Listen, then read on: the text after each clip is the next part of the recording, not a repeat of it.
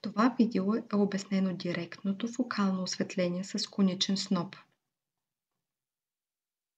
С директно фокално осветление с коничен сноп могат да се съблюдават частици във водната течност на предната очна камера. Тези частици стават видими в иначе оптично празно пространство под формата на разсейващи частици. Това е известно като ефекта на Тиндал.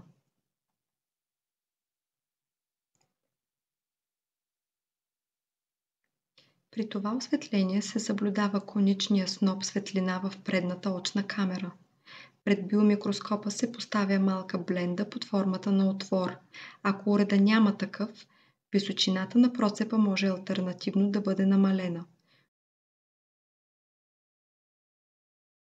Осветителното рамо се завърта на 45 градуса и се задава средно увеличение. Осветителният сноп се насочва към зеницата. Може да видите осветената роговица и лещата на окото. За да проверим за разсейващи частици в предната очна камера, първо се фокусира върху очната леща. Като издърпате биомикроскопа от окото с помощта на джойстика, вие проверявате предната очна камера, докато се стигне и до роговицата.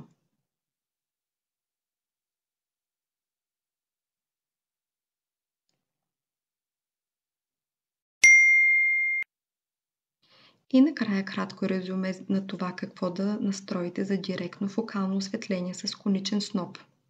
Малък точковиден отвор или бленда, средно увеличение. Осветителното рамо се завърта на 45 градуса. Насочва се осветителния сноп върху зеницата. Фокусира се първоначално върху лещата.